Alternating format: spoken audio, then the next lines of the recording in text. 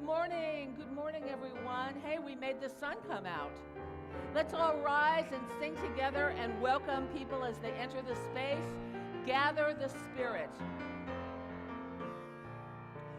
Gather the Spirit, harvest the poor. Our separate fires will kindle one flame. Witness the mystery of His Son, our chosen is light, and we're all the same. Gather in peace, gather in thanks, gather in singing our name. Gather in hope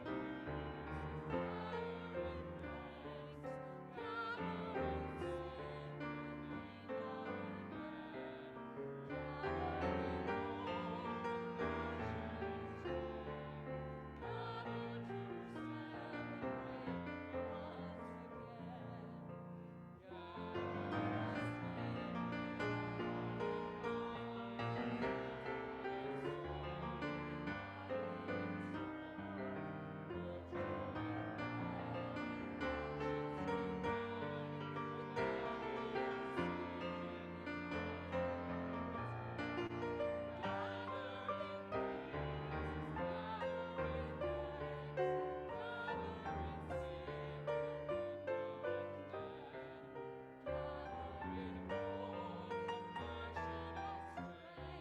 flame.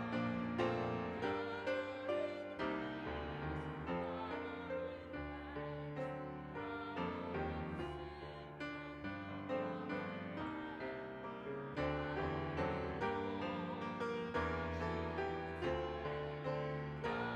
to celebrate once again.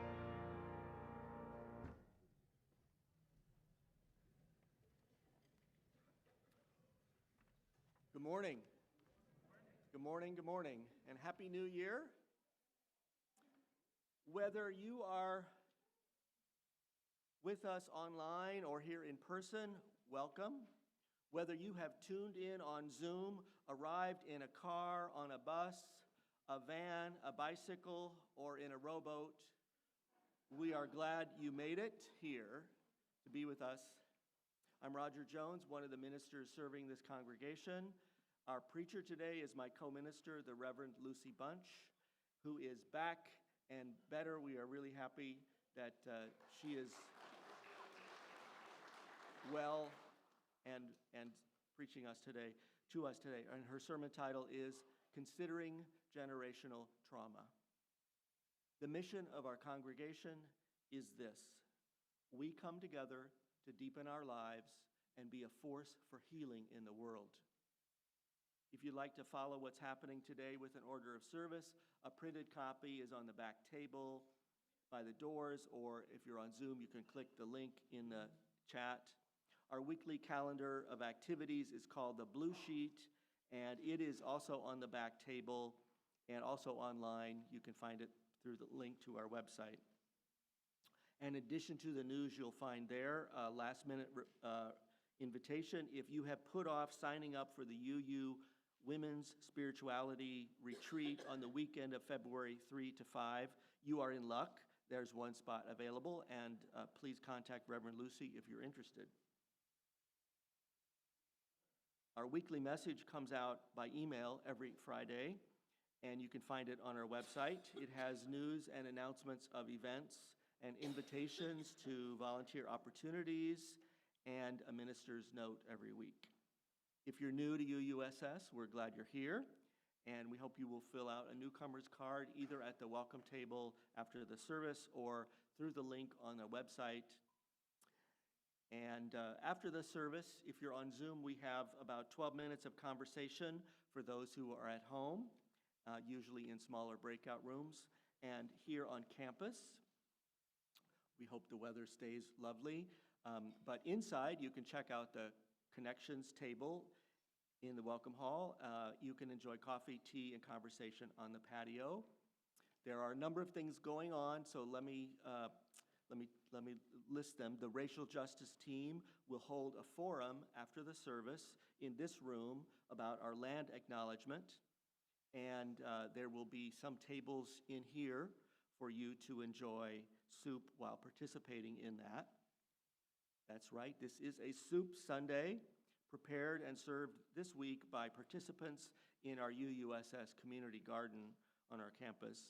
And there's a suggested donation, and let me point out how the line goes.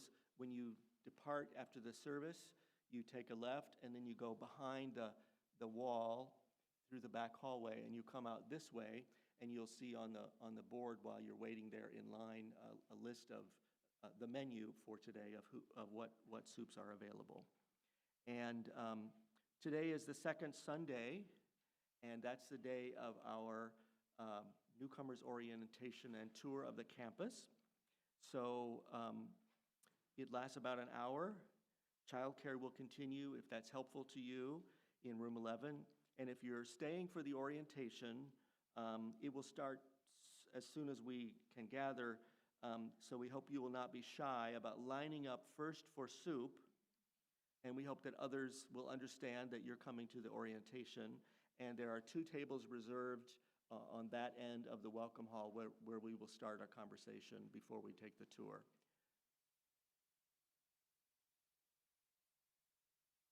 Also today, after a holiday break, we are resuming our childcare and religious education programs led by our staff and dedicated volunteers. And today it is my joy to introduce you to the newest member of our staff, who is our new coordinator of religious education. You may know her already, or you may have read our description of her background and her gifts in our weekly message email. Now I'd like to introduce you to her, Crystal Fountain.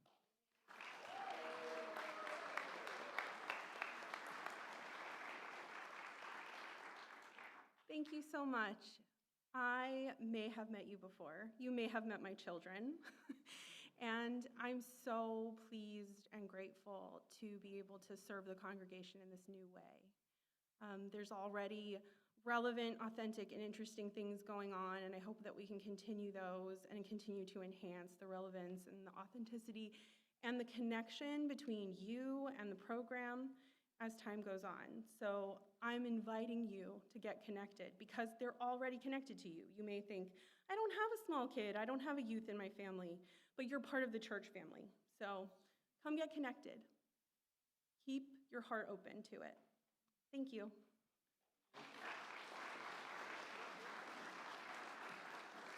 Thank you, Crystal, and welcome again. Now is the time to turn your cell phone or our cell phones to silent mode so we can start the new year without any distractions. And as we receive music for centering, you're invited to light a candle of joy or sorrow or hope and to fill out one of the cards of joys, sorrows, hopes for Reverend Lucy to use in the pastoral prayer. So that will happen now as we hear the music.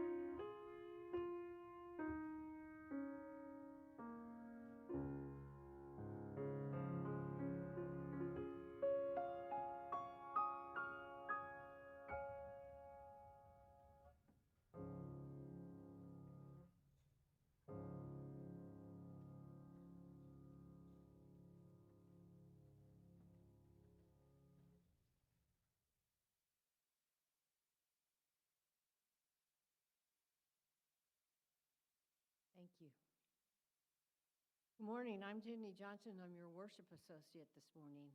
I'm back. As Anthony, oh no, it's Archer.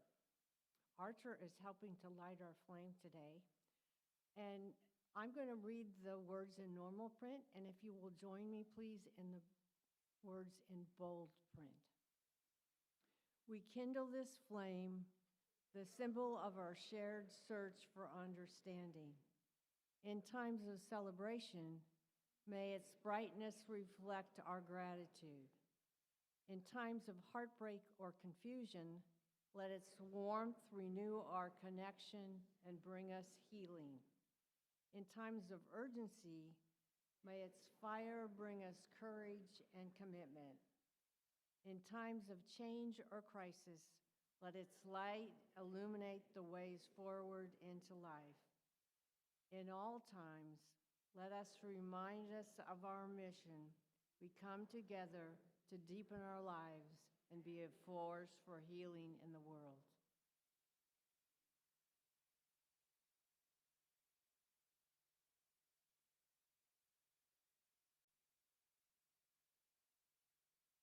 Now's the time for everybody going to religious education to come down front to process out at the song that Anthony has taught us to sing together.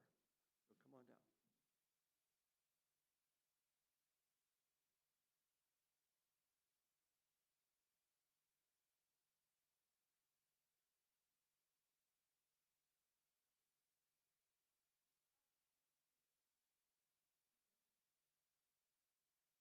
Any others? Here they are on their way.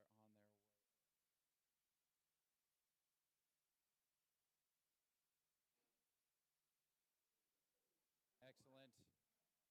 We know the routine, of course, which is you gotta put one foot in front of the other and lead with love. Put one foot in front of the other and lead with love. You gotta put one foot in front of the other and lead with love. Put one foot in front of the other and lead with love. Lift up your eyes.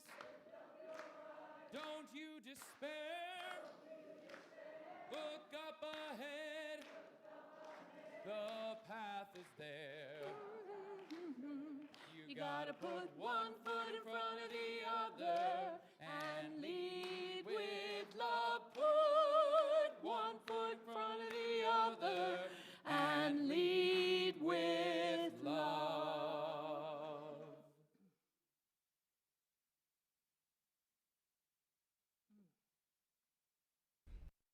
My theme song this morning is coughing management. So I apologize in advance if I don't manage it well. But it's very good to be together this morning. I don't know about you, but the storms were a little scary last night. And this beautiful sunshine and being in community really is very healing.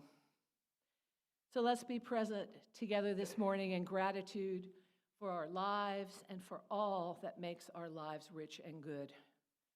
And let us offer support to all those who have challenges and difficulties at this time. We grow our resilience as we learn to live fully with both the joy and the despair, the opportunities and the challenges. This community can be a source of strength and resilience. And one of the things that makes us strong as a community is coming together to share our joys and our sorrows with each other. We hold in our hearts those who are suffering today, those in need of love and comfort, and those in need of the strength of this community. And we celebrate with those whose lives are whole and well. Let us hear the words of celebration or sorrow from our members this morning. Jen Kelly shares with us the death of her nephew, John Schletzer. He passed away from pneumonia and sepsis. He was 55 years old, had Down syndrome, and was the son of her late brother.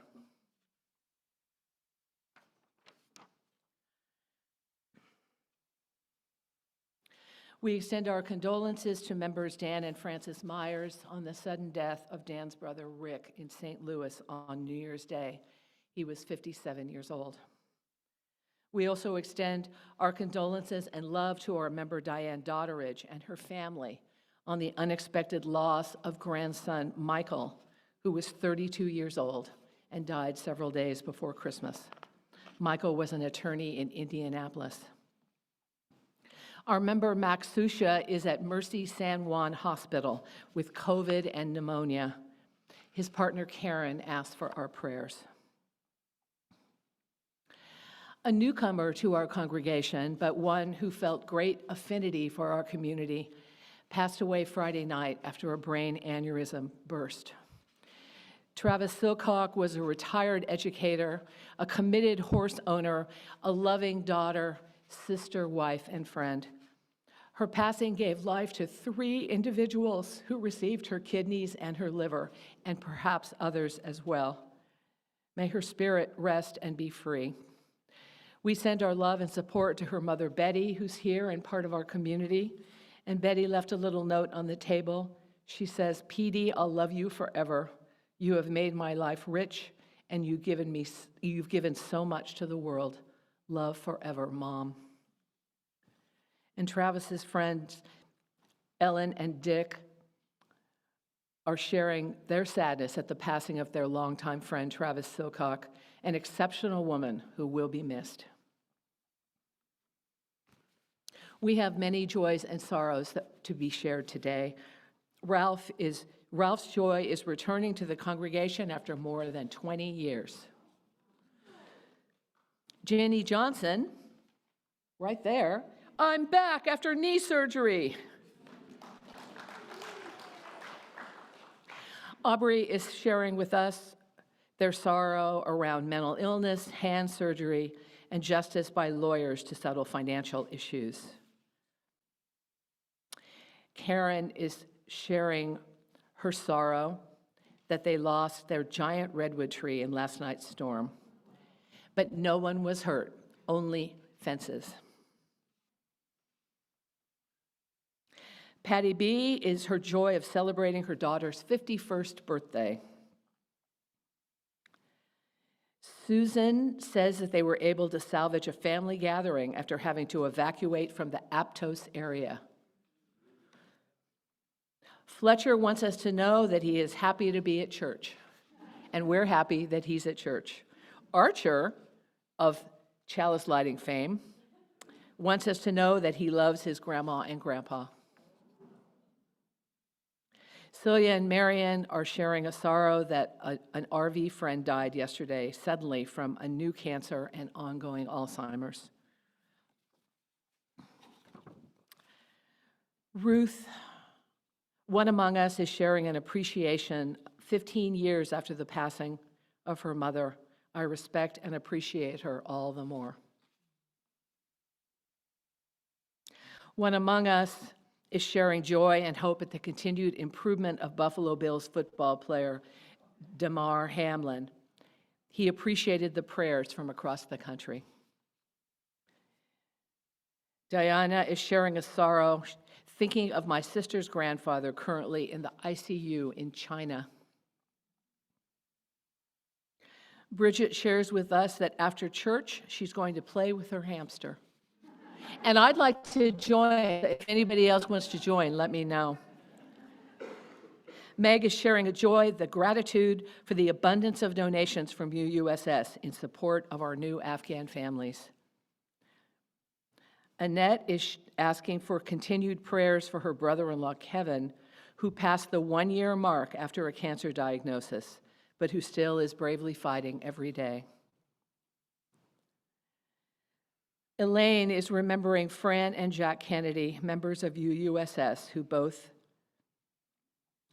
passed away last year. And Jerry is sharing about his friend Michael Muller, who had surgery removing a tumor wrapped around his spine, and he's awaiting the results of the biopsy. Let's all take a deep breath together and let it out with a sigh.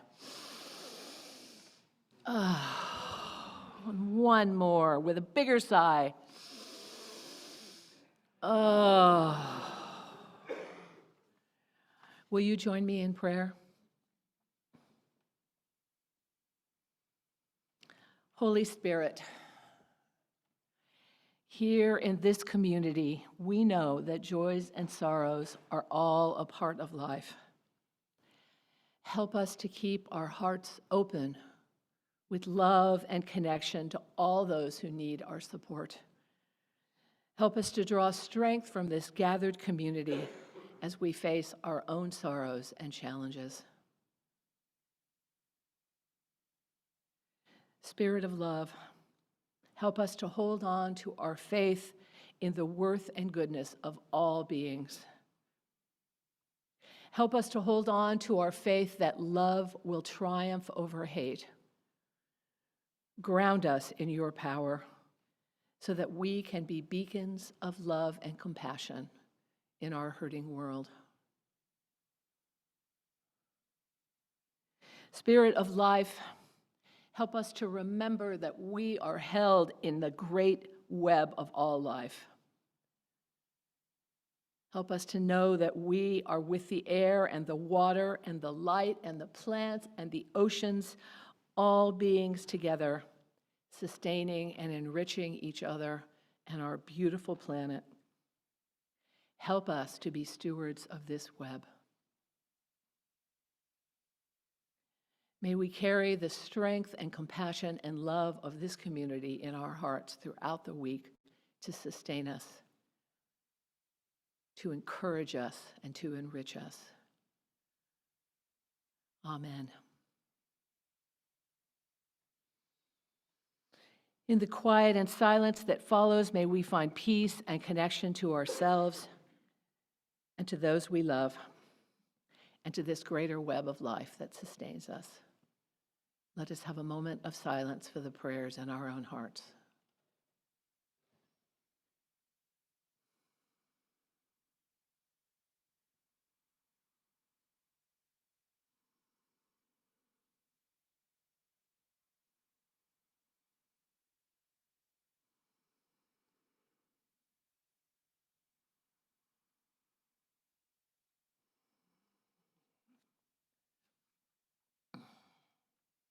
Amen.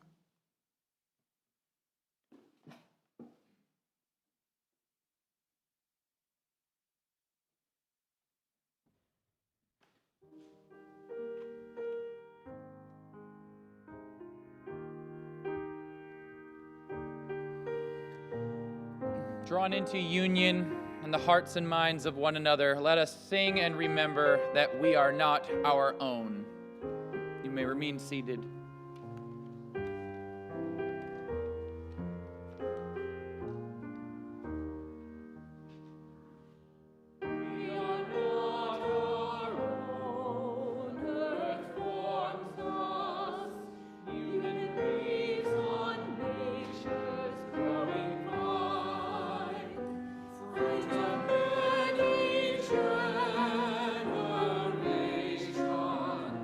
Seeds of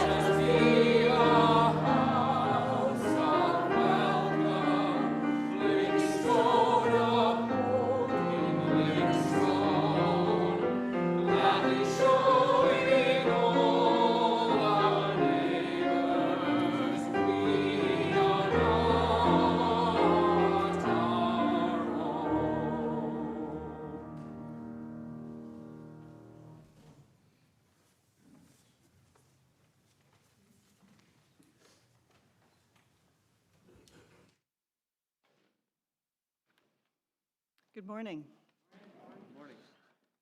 I'm Karen Gunderson. I'm on the UUSS Racial Justice team. This morning, the team wants to share the land acknowledgement that we've been helping develop for the congregation. And given today's topic and the last song we just sung, it seemed like an appropriate time. By way of introduction, we'd like to start with a video that speaks a little bit to why it's important.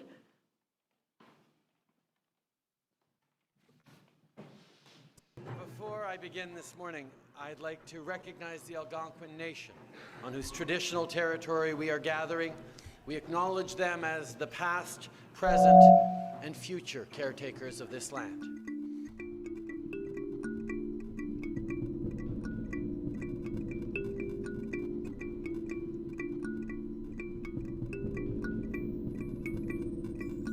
Wherever I go on God's green earth, I do the Lakota tradition of acknowledging the four directions, the land, and the people living there. Unchimaka, as I call Grandmother Earth, the land, I view her as a sacred, living entity, and that's the way we acknowledge it in, Lakota thought and philosophy. As a Native person, I'm ready for any kind of confrontation that might come up, or I'm preparing myself to remind people of all those things that they forget about. I was at a meeting in Minneapolis, and the room was primarily non-Native people. I was in a non-Native organization, but this executive director got up and said, "Okay, we're gonna get started." So everybody, was sitting down and getting quiet. And she said, "I'd like to get started by acknowledging the Indigenous culture of Minnesota." And I was like, wow. And it just made everything fall away a little bit from me.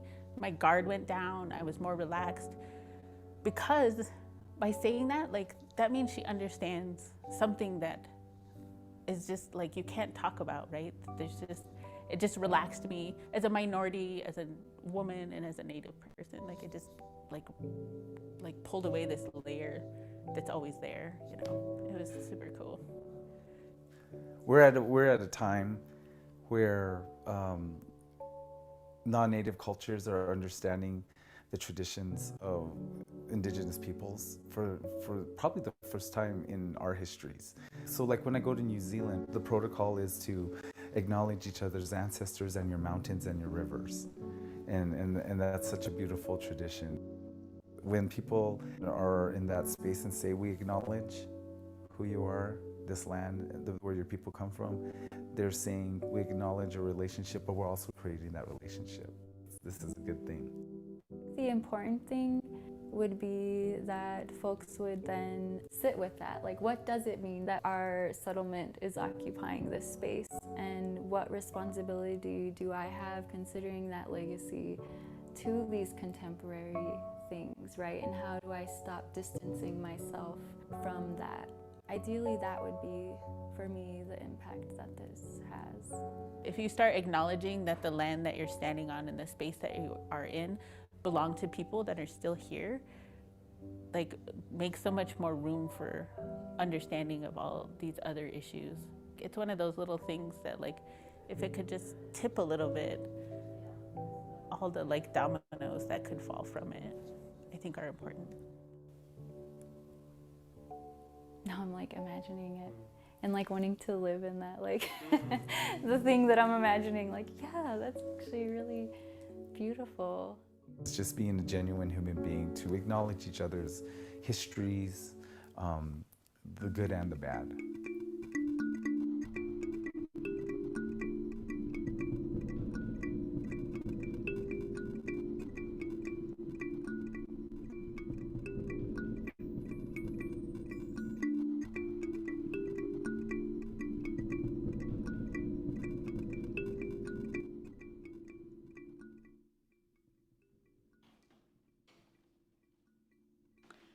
So now I'd like to read the land acknowledgement that's been developed. We acknowledge that UUSS exists on the occupied ancestral territory of the Nisenan, Southern Maidu, and Miwok peoples. We wish to pay our respects to their ancestors, elders, and relatives, and to affirm their sovereign rights as First Peoples. We honor these First Peoples for their enduring commitment to steward this land. We recognize that they have never ceded, left, or ceased to care for this place.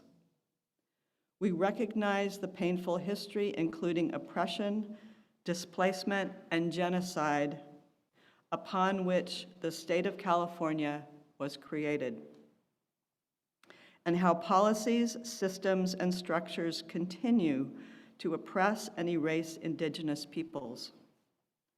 Many of the descendants of the oppressors and those who took land and power by force are still benefiting from this oppression.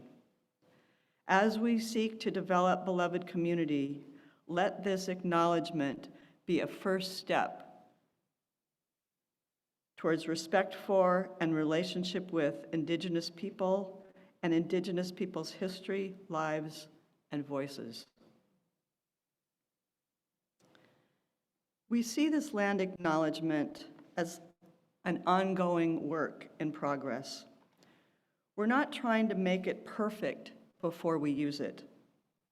We expect, as we collectively learn more and build more partnerships, it will grow and change over time, just like us. When UUSS established a racial justice goal in our most recent strategic plan and adopted the proposed 8th principle a couple years ago, we collectively began, in the words of the 8th principle, a journey towards spiritual wholeness and working to build multicultural, beloved community. The land acknowledgement is one step towards that end. In the video we just saw, Mary Bordeaux, the Sakangula Lakota woman, how she by the land acknowledged, read at a meeting. It made everything fall away a little bit, she said. My guard went down. I was more relaxed. I heard the power of her experience and the emotion in her voice. She was not invisible. She was not erased in that moment. Was that a healing experience for her? Acknowledgement is power, and it is not enough. The original sins of colonialism, slavery, and genocide in America and California's history may not be our personal guilt to bear. As UUs, we have some uncomfortable truths to claim as well. For one, in 1886, the Unitarians established a boarding school on the Crow Reservation, the Montana Industrial School for Indians. To me, this fact hits a little closer to home. After all, Unitarian Universalism is the faith tradition I chose. However, the boarding school, like many other historical wrongs, may have been conveniently, if not intentionally, erased. This can now spur us to address the injustices we have inherited and acknowledge the benefits, even the personal benefits we may have reaped generations later. This land acknowledgement is many things. It is a reminder, it is an act of resistance, it is an act of healing, it is a call to action. Here at UUSS, it is our intention,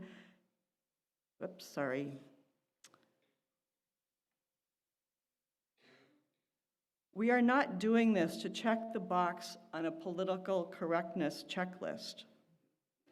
Here at UUSS, it is our intention that the land acknowledgement be a first step towards healing, that it be used in whole or in part by groups and committees in the congregation to help us be mindful of our space and what it means for us to occupy it.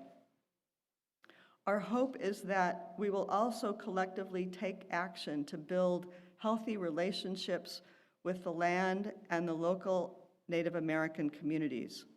The Sacramento Native American Health Center, often referred to as SNAC, is one of the community partners to whom we donate half the Sunday offering 1 month a year. That's a start, but it's not enough. We need more action to develop long-term processes of relationship building and cultural healing from the harms of colonial genocide. We cannot build beloved community unless we take these steps. And the first step can be easy. The first step can be joining us for our forum after church today in the sanctuary to discuss the land acknowledgement, provide feedback, and to begin planning for actions in the future that we can take together.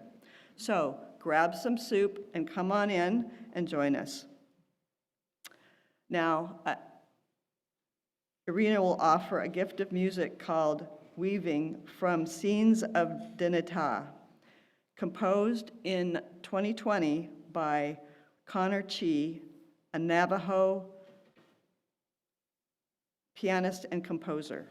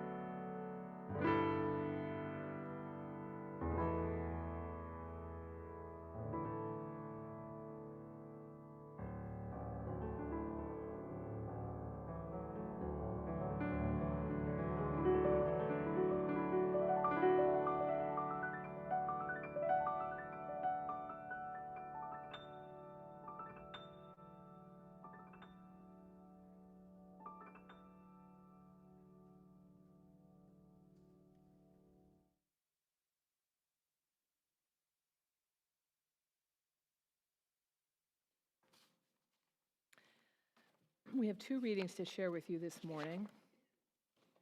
The first is from Joy Harjo, who was appointed the United States Poet Laureate in June of 2019, and is the first Native American Poet Laureate in the history of the position. She was born in Tulsa, Oklahoma in 1951, and is a member of the Muskogee Creek Nation and belongs to the Osi-Pof. This poem is titled Remember. Remember the sky you were born under. Know each of the stars' stories. Remember the moon. Know who she is. Remember the sun's birth at dawn. That is the strongest point of time. Remember sundown and giving away to night.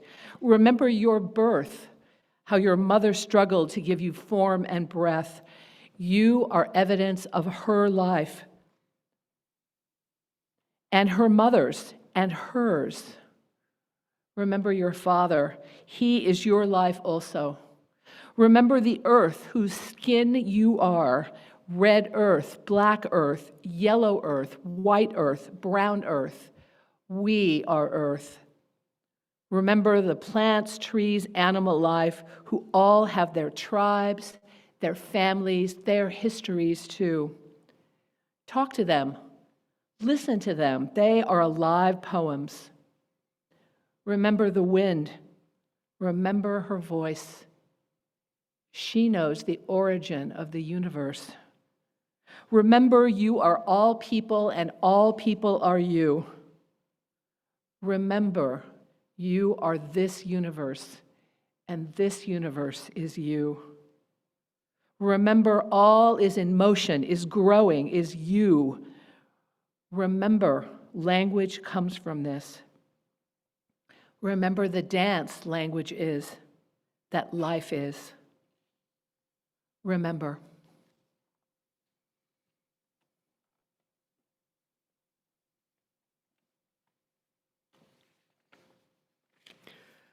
The second reading is from the book Braiding Sweetgrass by Robin Wall Kimmerer.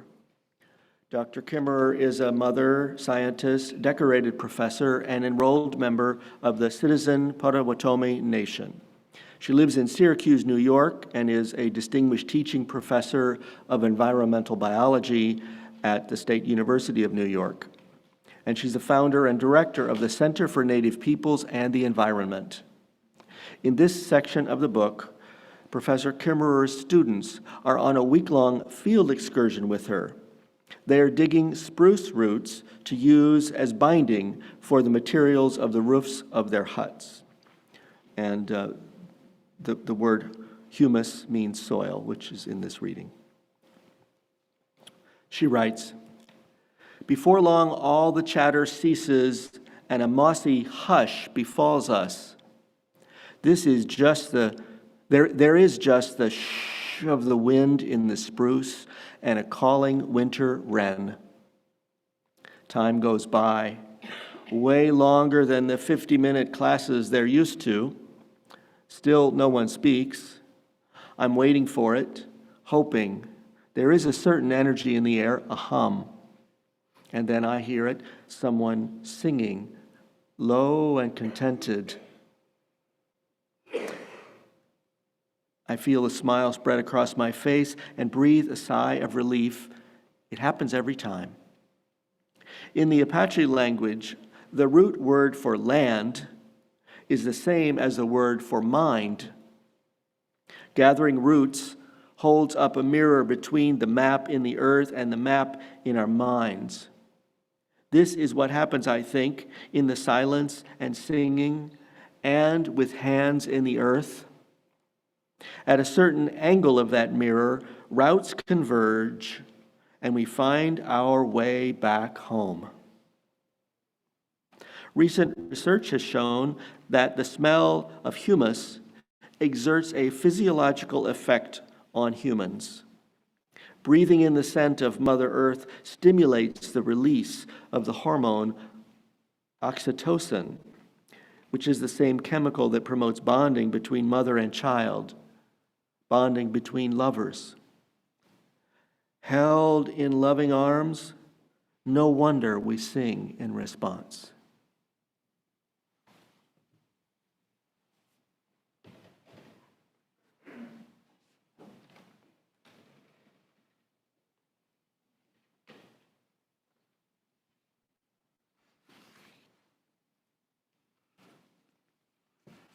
Our congregation's mission statement says, "We come together to deepen our lives and be a force for healing in the world." We live this mission in many ways, including the practice of generosity by sharing half of each Sunday's offering with an organization that is working to heal the world. Our community partner for the month of January is Black Child Legacy Campaign, which is a community-driven movement established to reduce deaths in African American children in Sacramento County. They target 4 issues, including death related to perinatal conditions, infant sleep-related deaths, homicide related to child abuse and neglect, and third-party homicide. Their programs target 7 neighborhoods, including our own local Arden Arcade, as well as Del Paso Heights in North Sacramento, Foothill Farms in North Highlands, Fruit Ridge, Mountain View, Oak Park, and Valley High. You can find more out at their website. Please give generously in support of this important organization. On the slide, you can see the ways you may contribute electronically or mailing in a check. You can even text a donation, whether here or at home. It's posted in the chat box as well. Thank you for your generosity. This morning's offering will now be given and received.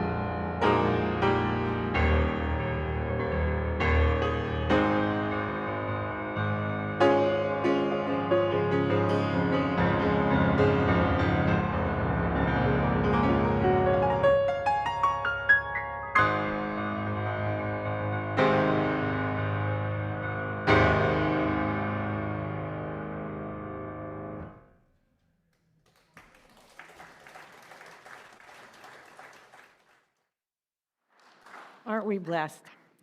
As Roger receives the baskets, please join us in our unison response. May generosity bless our world. May gratitude nourish our spirit.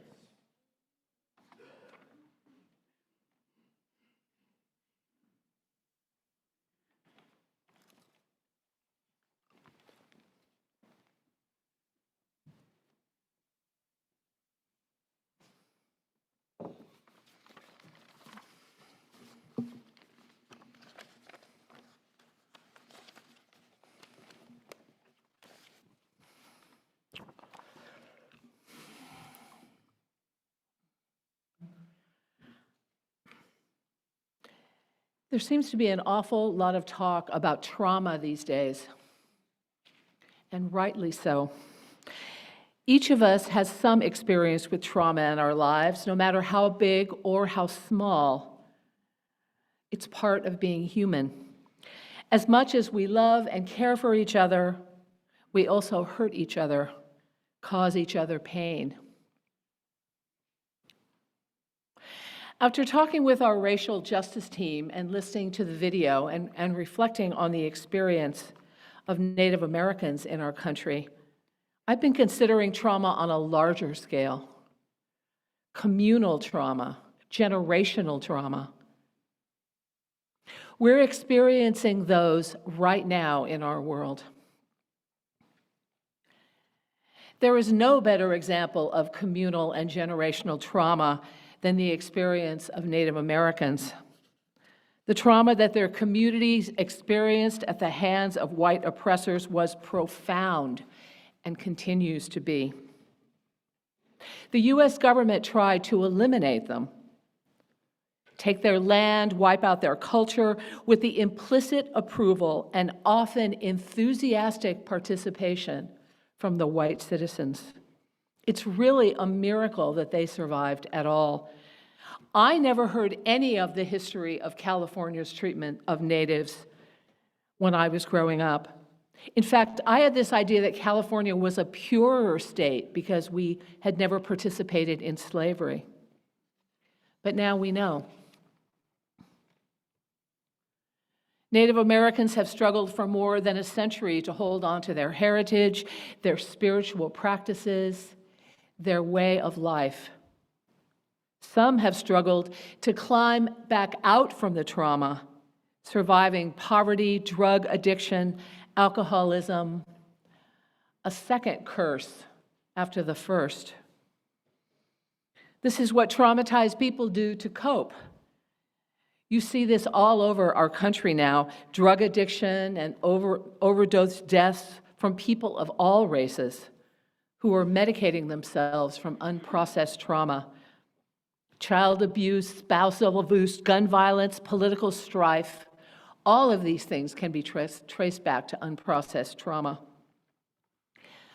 The National Institute of Health writes, the human response to psychological trauma is one of the most important public health problems in the world. It's amazing that many Native American cultures have found ways to cope and heal, and many communities are thriving, but not all.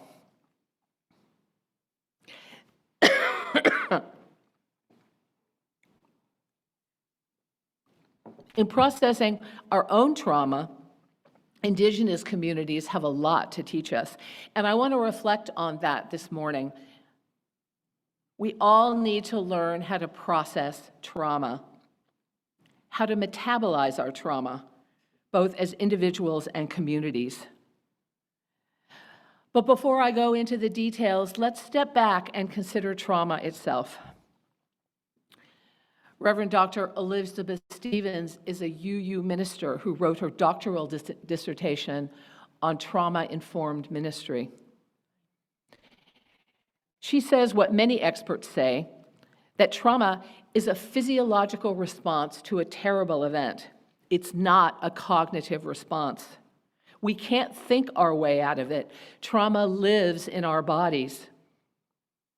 Trauma at its root shatters our experience of reality, breaks apart and ruptures our understanding of how the world works. We feel disoriented and disconnected. And because trauma is in our bodies, we must consider different ways of processing our trauma. Stevens calls this processing metabolizing our trauma, releasing it from our bodies. So let's reflect for a minute on the scale of trauma present in our world right now. You can make this list as well as I. A pandemic, political turmoil, scary political turmoil, overt racism, extreme gun violence. I'm sure you have other things coming up in your own mind. These are traumatic experiences that we share as a community, communal trauma. But what about generational trauma? Generational trauma is not just experienced by one person, but it's passed on from one generation to the next, both through behaviors and through DNA. In the medical field, the concept of generational trauma was first recognized among the children of individuals who survived the Holocaust. They inherited the trauma of their parents' experience. For Native Americans, the trauma of their genocide is passed down through the generations. In my own family, generations of alcoholism have left their mark. The pandemic is already a source of generational trauma and communal trauma. We have experienced this trauma together, some much more than others, but there's also a traumatic response of viewing others' experience of trauma, like the healthcare workers, and knowing what they went through and the limited ways that we could help them. This generational and communal trauma of the pandemic will have repercussions for generations to come. So let's just stop here for a minute and take a deep breath together and let it out with a sigh. Oh, let's do one more because it feels so good.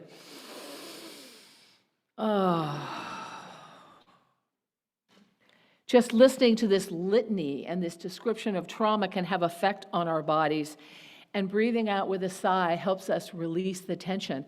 I encourage you to do that in your own life. This is a hard subject. In order to metabolize our trauma, we first have to name it. That is the most important step in the process. We have to acknowledge that we have experienced it, that we're holding it. So let us consider what we can learn from the Native Americans about how to metabolize our trauma. They have been very generous with their wisdom, recognizing that if humans can be healed, the earth, the world, the interdependent web will be healed as well. So the first piece of wisdom is reflected in the Harjo poem, Remember. Remember where you came from, who you are, who are your ancestors. Remember how you are connected to the earth. I'm a big fan of the TV show Finding Your Roots. And in that show, celebrities learn all about their genealogy and the ancestors that came before them. And as the stories unfold, you can see the change that it has in them. Whether the stories are tragic or noble, they are remembering who they are, who are their people. They're finding a sense of wholeness in the connection to those whose lives and choices gave them the gift of life. Remember. Native Americans have held on to their traditions as much as possible. What traditions have been passed on to you? Who are your people? Remember. The second piece of wisdom that we can draw from Native Americans is that processing trauma is communal. We all metabolize our trauma in different ways, but we all do it better together. We're doing it right now. We do it through our sharing of joys and sorrows, through rituals that we share, through singing together, through prayer. Reverend Stevens talks about trauma-informed ministry. That means that Roger and I are aware of the things that might be on your mind, maybe a tragedy that has unfolded in the world, and we speak about it, we name it. You come here carrying the pain of that, we name it, and as a community, we can begin to heal. After Trump was elected, we came together in a powerful way. I remember it so vividly. Lighting candles, being with each other for reassurance and stability. I knew that my sermon was incredibly important that morning, and I spoke the truth as I knew it so that we could name the trauma that we were experiencing. I remember several years ago, we did a powerful ritual about sexual abuse. We had a table down here with many different sized rocks, some pebbles, some almost boulders. Women who had experienced sexual trauma were invited to come forward and place a rock on a cairn we were creating, a pile of rocks as if in a burial mound. The women did not have to say a word. They just came forward and placed a stone. But here's the most important part. After the stone was placed, everyone present said to that woman who stood right there, "We honor you and we hold you in love." There were many tears that day, many tears in my office in the following days, and some of them weren't even my tears. That was a profound experience of communal healing from trauma. The final wisdom we can learn from Native communities is to stay deeply connected to the earth. Robin Wall Kimmerer has given us wonderful ways to consider this idea. I'm deeply moved by that reading that Roger shared. College students silently digging for spruce roots, feeling their connection to the earth, finding their way back home. Home to this beautiful earth, which holds us in her loving arms. In another section of the book, Kimmerer talks about a time that she moved to a part of the country where the plants and the animals of the land were unfamiliar to her, and she needed to get acquainted, both for her work as an environmental studies professor and for her spirit to feel a connection to the land. So she sought out a wise tree, an ancient tree that was grounded in the land, and she spent some time with it. A tree that could teach her, comfort her, sustain her, a tree that she knew would help provide the wisdom of that place. Where is your tree? Or your water place, or your river view? Where is the place where you can be held and loved by Mother Earth, the place where you can let the earth heal you? All three of these pieces of wisdom, remembering, healing is a communal process, and be with the earth. All of these arise from one great wisdom, that our trauma is exacerbated by disconnection. Disconnection from ourselves, from each other, from the earth and all life. So let the healing begin. Name your trauma. Find out where it lives in your body. Is it your back, your shoulders, your stomach, your bowels? Move with it. Release it. Remember your origins and the practices of your ancestors, their rituals, stories, songs, food, the places where they came from. Be with community. Come be here with us. Be with our rituals, our singing, our sharing, and our being. Let yourself be loved by this community. Find your tree, or your river, or your ocean, or your plot of earth, or your potted plant.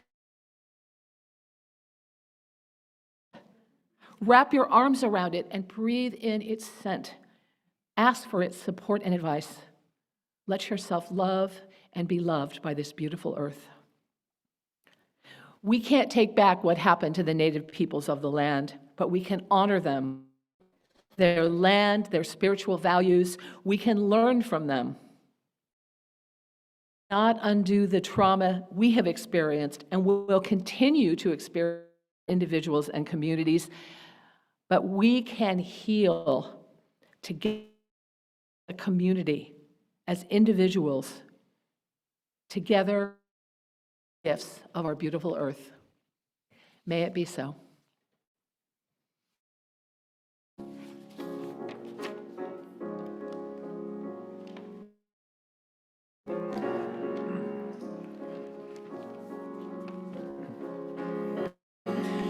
Building a journey of healing, we feel life call on.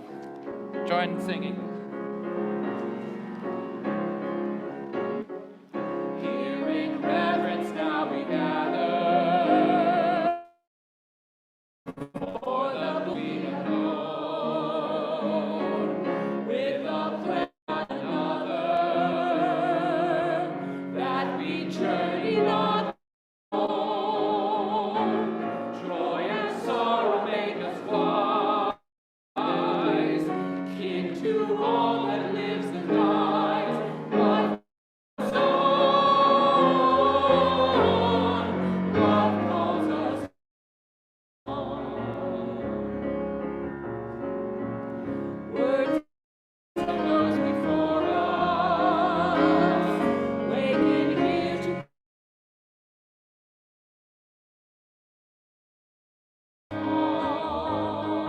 in the chorus of creation's wind.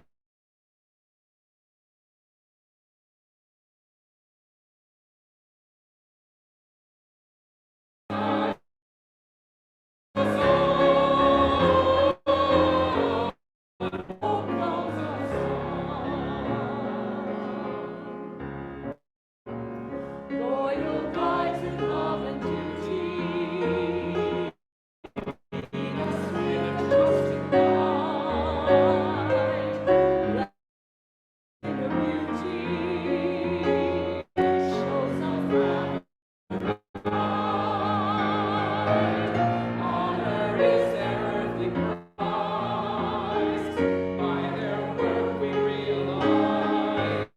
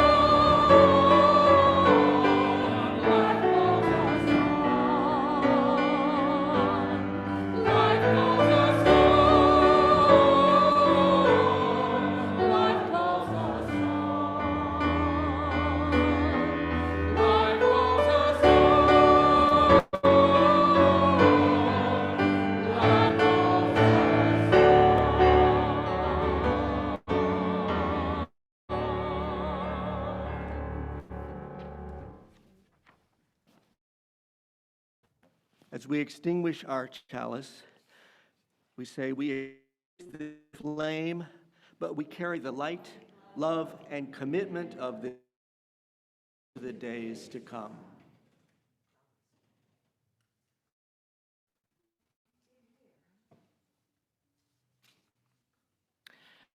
Let us feel gratitude for the indigenous peoples of this land and the wisdom that for us, their graciousness, and their open hearts.